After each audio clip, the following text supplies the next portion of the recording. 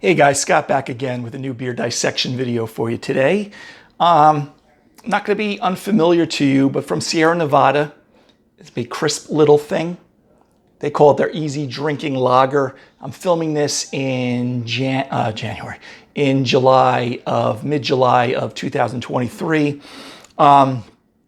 So definitely is the season for lagers, light refreshing lagers. And of course, this is easy drinking lager. It's coming in at 4.7 alcohol. They're out of Chico, California, I believe, if I remember correctly, and North Carolina. I don't think too far from Asheville. This 12-pack compilation, I don't know if I'm going to have the compilation pack jumping over my shoulder, but you probably have seen it at your local beer store. They got like Wild Little Thing, Hazy Little Thing, bunch of other little things, and this is the crisp little thing. I have reviewed, I believe, most of them in prior months because this is not a new compilation pack. I've never reviewed the crisp little thing, which again, my preconceived notion is this is going to be trying to mimic a German Pilsner lager. That's why I have my Pilsner glass here, but I've never had it before, even though, again, Sierra Nevada is no stranger to the beer scene. And they always get kind of mixed reviews. I think the other ones, the other IPAs that they have, Sunny Little Thing, whatever, it's been kind of a mixed bag. But I've done those videos a while ago, so I don't recall exactly. But if it does interest you, look under beer dissection and scroll through. We go through this because I don't think I'll be redoing all the videos I've done in the past. But this one I definitely haven't had before. Okay, so like I said, 4.7% alcohol. And family owned and operated and argued over. That's what they say. Okay, so let's crack this bad boy open. I'm going to use a typical tulip glass, my Pilsner glass here. Okay, stemmed. Okay, use whatever you want. I usually try to tell people to avoid the shaker pint if all possible. I use them from time to time here. I have a nice one with my, made up one with my home brewing company logo, but usually something fluted or, stemmed is usually good for a Pilsner type of glass. Because again, I'm expecting this to be like a Pilsner, but we will see. Okay, so let's crack this bad boy open. Sierra Nevada's been around for quite a while. They got a lot of different beers out there. I actually, when I got this compilation pack, I thought it was the new one. I actually ordered and they brought me this same pack that I've had before, other than this crisp little thing being something new to it. But there is another Sierra Nevada one with IPAs that I've been trying to get. It's in bottles though. All right, so let's pour this out. Okay. All right, so it's pouring definitely like a Pilsner. Okay, or looking like a German lager almost. Okay, so let's take a look at this. I got a lot of, this got delivered not that while ago, so it was slightly warm. So I think even though I pour things heavier these days, they give me a lot more head. I think the beer is a little bit warmer, so I'm giving it a second here just to kind of clear up. But so what do we got there? Pretty white, pretty dense, pretty tight bubbles foam. We're getting a little bit of frothing on top, like beating egg whites, which is nice. The color is like kind of a medium straw to maybe light gold color. Sorry, my glasses are pretty clean, but sometimes you don't get the beer clean glass. You get some of those nucleation points on the side of the glass, which you don't usually want to see at your local brewery. All right, so anyway, pretty nice looking, but pretty crystal clear. Other than my bubbles, you can see myself through the other side of it. So it looks pretty nice. So let's take a sniff of the aroma. Okay. You definitely get that familiar herbal, floral hop character, pretty neutral malt. Again, that typical cracker, water cracker, white bread, doughy maybe. Okay, pretty standard for a Pilsner, especially a German Pilsner. It does have that aroma too of that spicy, that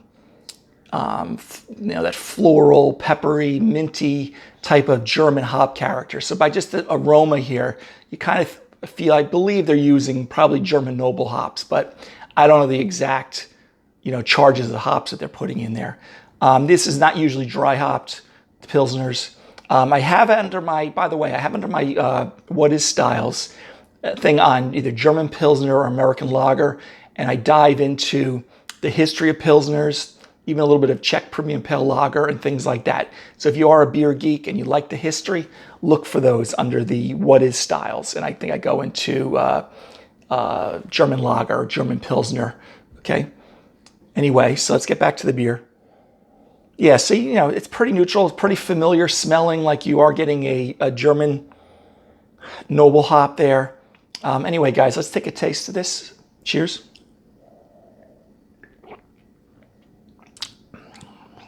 Medium high carbonation, low to medium bodied.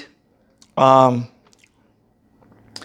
get that, again, that herbal floral character on the hops. The malt, again, is still neutral, kind of white bread, maybe a light toast at the very most, but it is kind of light to medium body, which you would expect for a German Pilsner or a summer lager or a refreshing lager. Very easy drinking, very crushable type of beer this is. Again, pretty light bodied, pretty crisp though.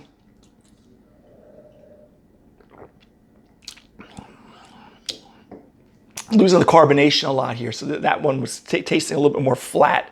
But very nice. I mean, very, you know, if you close my eyes and you just hand it to me this blindly, I would think that I was drinking, you know, if someone gave me a choice, is it German Pilsner, is it American Lager? You know, it definitely screams Germany here. So if you do enjoy a lot of German Pilsners like Kronbacher and you name them, there's a million of them out there, you would like this. Or even if you like Munich Helles style of beer.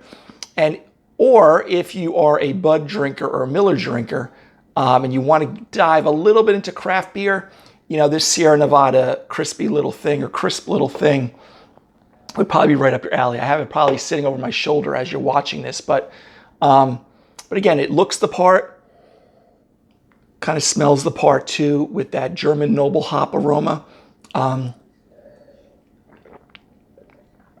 Very crisp. I mean, this is definitely a crushable, quaffable, porch, you know, throwback all day kind of beer, because it's only at 4.7% alcohol, but pretty good. I mean, if you do not like Pilsners, okay, like authentic German Pilsners, or even beers like, even though Munich Helles is a different style of beer, or anything in that variety, you may not like this. This is not going to be your IPA fruit bomb or anything like that, but it is going to sit, but it is pretty true to style as far as the aroma of the hops, the flavor of the malt, and vice versa. One thing I wanted to get, which I didn't mention, is the bitterness. You know, kind of moderate.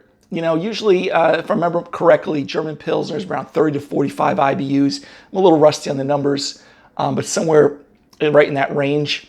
So you're not getting like a lip, you know, puckering, assertive to highly assertive bitterness here. Definitely not. It's actually drinks quite smooth and easy.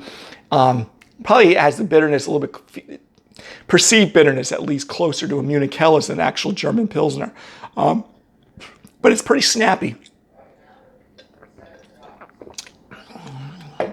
But anyway, guys, I got to say, I'm actually pleasantly surprised.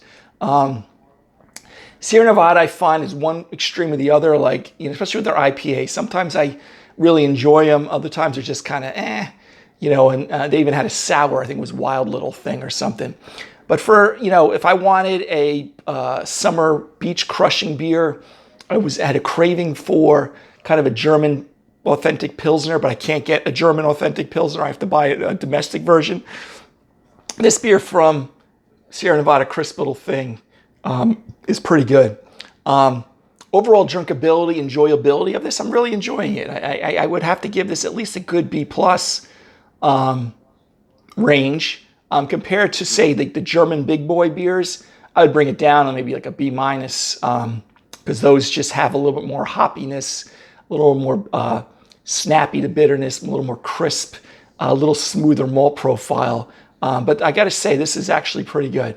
You know, pairing with this, won't get too complicated, but, you know, barbecue sauces, it has the carbonation, has enough bitterness to kind of cut through some of that. With a pizza, I would just kind of keep it simple with this style of beer. Anyway, guys, very good. So Sierra Nevada crisp little thing. I got it part of that 12-pack compilation. I've had that compilation pack before. This one wasn't there. It was the wild little thing. But if you like, again, German Pilsner type of beers, or you have a hankering for that, this I think would fit the bill for that day, unless you can grab a good Krombacher or Warsteiner Pilsner beers out there. This would fit the bill pretty good. So if you get the 12-pack, I wouldn't push these to the back unless you just despise of lagers like German lagers or even American lagers, because this is definitely elevated over your Budweiser, Miller Lite. I don't want to be comparing this beer to those. But some people get turned off. They think of the 80s or 90s when they were in college, and when they get that floral, spicy, herbal character, the hops aroma, they get visions of, cheap beer back in college days. This is not that. This is definitely more elevated than that. But if you are looking for an IPA fruit bomb, this isn't for you. But anyway, guys, till the next beer dissection video, have a great day. Take care. Bye-bye.